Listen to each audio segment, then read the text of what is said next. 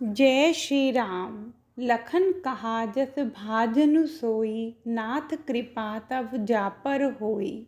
सद्भाव रामायण अयोध्या कांड अध्याय 4। दशरथ जी का अंतर्दर्शन। एक दिन महाराज दशरथ जी दरबार लगाकर सभा में बैठे हैं।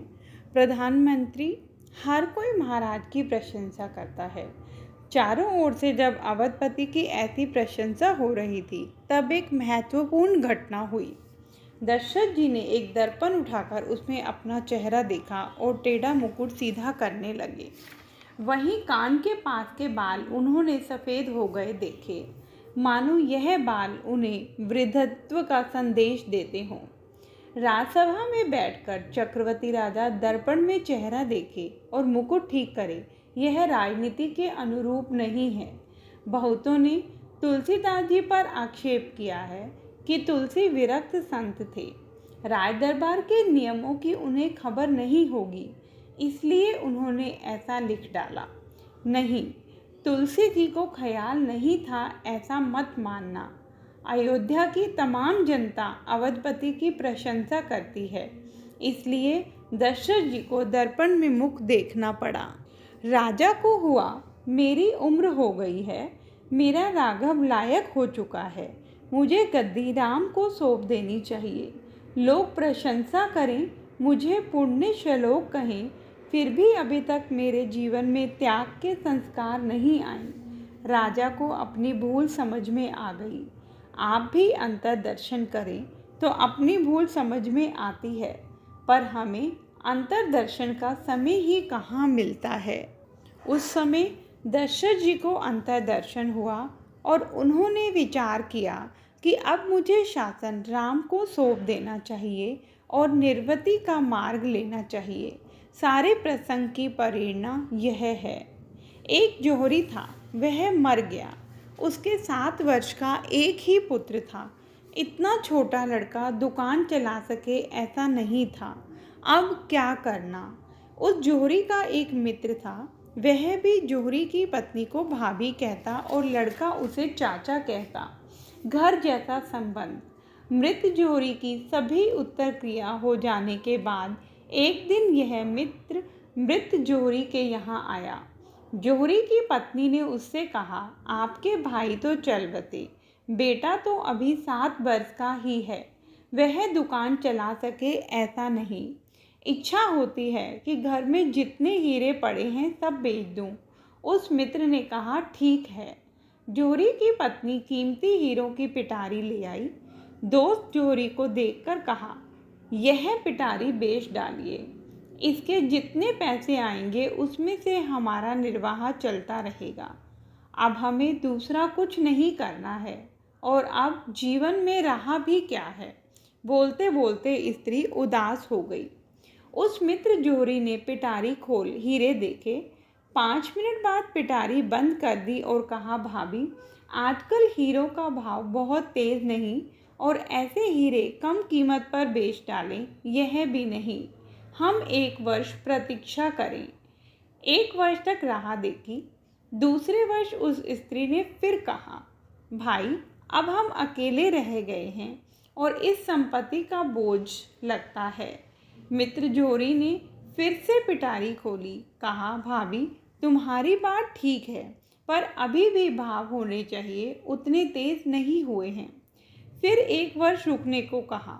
यूं 3 वर्ष का समय उस आदमी ने निकाल दिया। वह स्त्री तंग आ गई। उसने कहा, भाई, आप ऐसा क्यों कर रहे हैं? आप निरर्थक ही हमारा बोझ बढ़ा रहे हैं, बेच डालिए ना।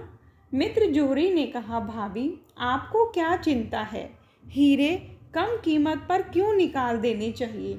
आप एक काम कीजिए, लड़का 10 वर्ष का हो चुका है, वह मेरी दुकान पर बैठेगा, हीरे यहीं रहने दीजिए। लड़का चाचा की दुकान पर बैठने गया। आखिर लड़का तो जौहरी का ही था ना। 2 वर्ष में तो हीरों का निष्णात हो गया, हीरों की अच्छी जानकारी हो गई। दूसरे वर्ष मित्र ने भाभी के पास जाकर कहा, भाभी, इस वर्ष हीरों का भाव बहुत तेज है, लाइए अब बेच डालें। वह बहन तो खुश हो गई। हीरों की पिटारी उन्हें दी। अब तो खुद उसका बेटा ही निष्णात हो गया था। सो मित्र जोरी ने कहा, बेटा जरा ये हीरे देख तो तुझे कैसे लगते हैं। 12 वर्ष के लड़के ने हीरे देखे और देखते ही पिटारी लेकर भागा। लड़के ने कहा, माँ ये तो सब कांच के टुकड़े हैं, उसमें एक भी सच्चा हीरा नहीं था। तो फिर तेरे चाचा ऐसा क्यों कहते थे कि हीरे कीमती हैं? ये कांच के टुकड़े ही थे, तो उन्होंने हमसे इतने वर्ष क्यों निकलवाए? मित्र जोहरी ने स्पष्ट करके कहा, भाभी मैंने ये देखे तभी से मुझे ये नकली लगे, पर मेरे भैया चल बसे उस वक्त यदि मैं आपसे कहता कि ये हीरे नकली हैं तो आपको शंका होती कि इनकी वृत्ति हीरे छीन लेने की है। इसलिए मैंने आपके लड़के को तैयार होने दिया। मुझे लगा कि हीरे नकली हैं ऐसा मैं कहूँगा तो आप छोड़ेंगी नहीं, पर आपके लड़के को ये नकली हैं ऐसा जब प्रतीत होगा तब उसका त्याग करने में आपको समय नहीं लगेगा। जब स्वयं को किसी चीज़ में असत्य भाव पैदा होने लगे तब तुरंत उस चीज़ का त्याग हो जाता है। जब तक असत्य भाव पैदा नहीं होता तब तक उस वस्तु का त्याग नहीं हो सकता। दशरथ जी का मुकुट टेढ़ा हुआ और कान के बाल सफ़ेद हुए। सफ़ेद बाल का रूप लेकर वृद्धावस्था अब देश के कान में कुछ गोपनीय बात कहने आई। गोपनीय बात कहनी ही तो कान में ही कहनी चाहिए, खुले आम न कही जाए। और बुढ़ापा सफ़ेद बाल का रूप लेकर दशरथ जी को गोपनीय सूचना देने आया कि महाराज भरी सभा में मैं आपको उपदेश दूं तो उचित नहीं होगा। अपना काला रंग बदलकर मैंने भी सफ़ेद किया है। आप भी अपने जीवन का रंग बदलिए, जीवन को मोड़ दीजिए। अपने यहाँ ऐसा नियम है कि युद्ध चलता हो तब कातिल संघर्ष के बीच कोई सफ़ेद झंडा फहराए तो युद्ध विराम हो जाए। हम खाना खाने बैठे हों, उसमें मिठाई लड्डू आदि परोसे जाएं और आखिर में चावल परोसे जाएं। इसके बाद मिठाई नहीं मांग सकते, मांगे तो कोई मूर्ख समझे। जब जीव जन्म लेता है तब भगवान पहले से दांत नहीं देता। भगवान को पता है कि यदि पहले दांत दूंगा तो वह अधिक खाने लगेगा और खुराक पचा नहीं सकेगा तो बीमार हो जाएगा। सो प्रभु ने जन्मते ही बालक को दांत नहीं दिए, माँ के स्तन में दूध पैदा किया। वही बालक अमूक उम्र का हो तब भगवान उसे दूध के दांत देता है। भगवान को यों कि उसका जठराग्नि कुछ एक हद तक ही विकसित हुआ होगा, इसलिए उसे ऐसे दांत दूं कि जिससे वह नरम खुराक खा सके। कुछ एक समय जो जाए जब भगवान फिर दूध के दांत निकाल देते हैं और कायमी दांत देते हैं। भगवान को लगता है कि अब इसकी जठराग्नि पूर्ण विकसित हुई है, अब वह चाहे कैसे भी खुराक पचा सकेगा। फिर आदमी की उम्र 40-50 वर्ष की हो तो भगवान को ऐसा लगता है कि अब वह बूढ़ा होने लगा है, उसकी जठराग्नि मंद हो गई है। अब यदि उसके दांत रहने दूंगा तो वह खाना बंद नहीं करेगा और बीमार पड़ेगा।